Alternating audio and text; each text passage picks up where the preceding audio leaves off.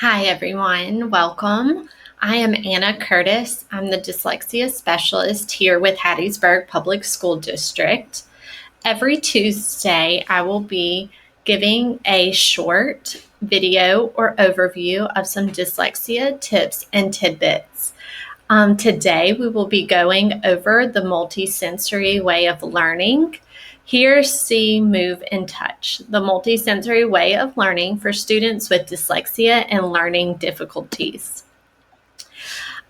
So here I'm going to start with Hattiesburg's mission and vision. Our mission here with Hattiesburg Public School District is to educate all students to become productive citizens of a dynamic global community. That our vision includes us being a model teaching and learning community that graduates productive and caring citizens who are prepared to succeed. We have 4 goals here with Hattiesburg School District. Those 4 goals include academic success, community support and engagement, safe and orderly schools, and fiscal accountability. As we get started today, we're going to go over what is multisensory learning and defining it. Why is it relative to dyslexia, and how you can implement multisensory learning at home. So to begin, we're going to talk about what exactly is multisensory learning. It is an approach originally adopted from Orton-Gillingham method to help struggling readers. Now, Orton-Gillingham, it was derived decades ago to help students with dyslexia or learning disabilities to go through a systematic, explicit approach to learning. It is a multisensory approach, which requires a lot of visual, auditory, and hands-on. That's what we're going to be discussing today. So multisensory instruction utilizes multiple senses when learning or being introduced to new concepts. This way of learning allows students to make connections through different learning pathways. As we know, we all learn differently. Our brain takes different pathways in learning. It works differently than somebody else's brain, right? And so multisensory learning really helps pinpoint a way that someone learns better. Multisensory learning targets activation of primarily 4 major senses. That would be visual, auditory, kinesthetic, and tactile, VAKT. This is the ability to see, hear, move, and touch. Now, as we know, smelling and tasting are also senses. We learned that at an early age. These, along with balance, can be additional senses that can be used in multisensory approach, but they are more secondary senses. We really like to focus on those 4 primary ones. The key to multisensory learning and it becoming beneficial is to activate at least 2 or more senses at the same time. Right now, you are incorporating 2 senses. You're reading, you're seeing, and you're hearing me read it. And so right then, this is multisensory. Now, we do like to incorporate maybe 1 more that might be seeing, hearing, and writing it. But every instruction requires different approaches. So why is multisensory learning so important? As we know, dyslexia is neurobiological in origin. That means that it does come from the brain. People with dyslexia, their brain just works differently than that of a typical learner. So by using multisensory approach, it stimulates the brain. It activates different areas that someone with dyslexia might not activate on a daily basis. It does allow for higher functioning. It improves essential functions of the brain, and it helps conceptualization. That means the more multisensory learning that is put into place, the more likely someone will be able to conceptualize or be able to build concepts in their heads, which is also a struggle for students with dyslexia sometimes. All students learn differently. We know this as human beings. Some people learn better by reading it. Others may just have to hear it and they know it automatically. Others may have to do it. They need motor skills. That's how I learn. I have to be able to write something down to remember it, or that act of actually doing it. Driving to a location helps me remember the way to get there. Cooking a certain recipe helps me remember that specific recipe rather than just reading it in a magazine or a cookbook. Students are the same way. We all take different pathways in our brain to learn things and to be able to really remember it and to practice it in everyday uses. It stimulates cognitive development. So, like we said, it activates the brain, it builds that development, and overall helps with our knowledge. More involvement. It allows our students to become less likely to become distracted or inattentive. It is prevalent in a lot of students with dyslexia to have ADHD, attention deficit hyperactivity disorder. And so this means that it's very difficult for them to remain focused and to give full attention. They're always wanting to get up and move. Well, if you make instruction multisensory, they're less likely to become distracted. They're able to move. They're able to become involved and focus a little better. So some different ways that we can incorporate multisensory into spelling would be tapping. That could just be, let's say you're spelling the word cat, you tap it out by sound. K, at. Okay, we have 3 sounds in the word cat. Skywriting, spelling the word in the air. K, at. That is multisensory. You're using your hands, you're moving, you're saying it, and you're hearing it as you say it.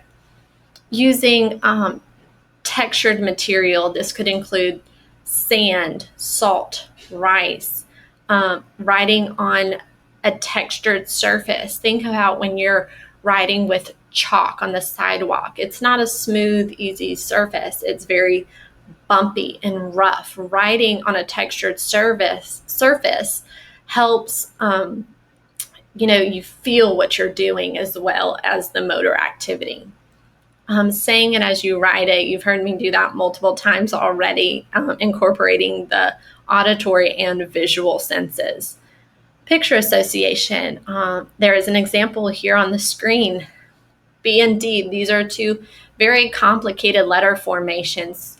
People with dyslexia often have difficulty forming letters and words, right? They can get them backwards sometimes or mixed up. And so picture associations, especially for our younger students who are just learning to write, can really help them remember it. So here we have the B, the B and the D, right? And so when you put it together and they've seen this picture, they know, oh, it makes a bed, and B comes first in bed, so B goes that way. Diacritical marks. These are the marks that we put on our vowel sounds to tell us whether it's a short sound like a or e versus a long sound like e, I. Those are long vowel sounds. So those diacritical marks are a way to help them. You also have games in whole body, right? I'm sure you've heard of the YMCA, right? YMCA. Those are whole body movements to help you form and remember the song. You can do that in learning as well. All right, so here we have for reading, you can use sound. We can also call them phoneme cards. Color code right here, like we have in our picture, it's color coded by consonants versus vowels. And so when they go to spell it, students with dyslexia, it's easier for them to read and associate the different sounds or the different letters. Elkonin boxes. These are boxes that can help us distinguish sounds in a word, syllables in a word, or even words into sentences. You can also use tiles, cards, magnets. Highlighting is a big technique that we use.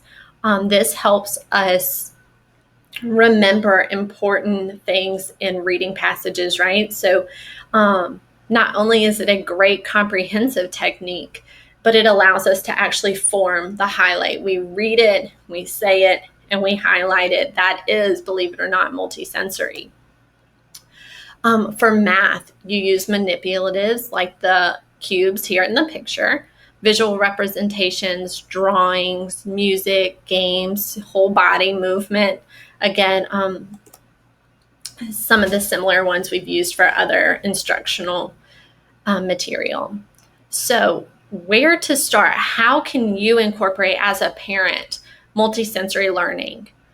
First off, you want to discover your students' preferred method of learning. Are they visual learners? Are they auditory learners? Do they have to get up and do and see it? So once you discover that, you can really, lean towards that pathway of learning when helping them with their homework or helping with their assignments at home.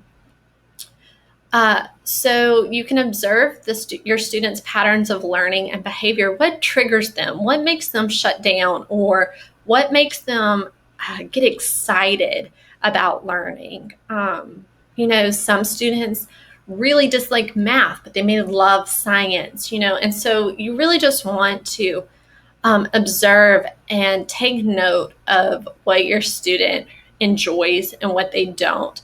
This can also help you distinguish what needs more focus with multisensory learning. Get creative, right? And so here I took a picture of an activity I did with one of my children with sight words. So as you can see, we have many outlets of multisensory learning. We have it color-coded. The sight words are color-coded by sounds. We have the different circles that are color-coded. There's no specific, but they are seeing different colors. This was actually a game board, a twister board. And so I would call out a word, made, or right hand made. And so she would have to put her right hand on the word made and read it. I'd say left hand, my. She would find it, she would say it, and she would touch it. Okay, so not only was it a game, but it was a way of learning in a different way. You have to get creative. And repetition. Students with dyslexia, they really need repetition. It helps them. It helps them obtain the information and store it for longer periods of time. And so you can't just teach one thing one way and then never visit it again. You really need to be consistent. And multisensory approach is a consistent way of learning. So what can you use while you're at home? I'm sure you've seen the refrigerator letter magnets that a lot of students have when they're younger. They play with it. You can use those, and every time they go to the fridge, they make a word or they read a word. You can use construction paper. It's colored. It's a little more texture than just notebook paper. Colored pencils and markers. Sidewalk chalk, textured surfaces. There's a lot of videos on different sites online that help with multisensory learning. Audiobooks and read-alongs. This is something that incorporates visual and auditory, and it helps with reading. So I have a quote here to end. Creativity is intelligence having fun, right? And so creativity is just not something that's colorful and fun. It really engages and it helps us learn. And so if we can get a little bit of creativity going, especially at home, our students will be more likely to succeed. So I'm going to end with my contact information. Again, my name is Anna Curtis, and I am the dyslexia specialist. I have my email address on the screen along with my work office number. If you have any questions regarding dyslexia or just difficulties in struggling in reading for your student, or you need some strategies and techniques, not just on multisensory learning, But anything that you're really noticing at home, I am here to help. We love your students and we love teaching them. And so we're just wanting to do the best we can. I hope you have a great day, and I look forward to seeing you next week.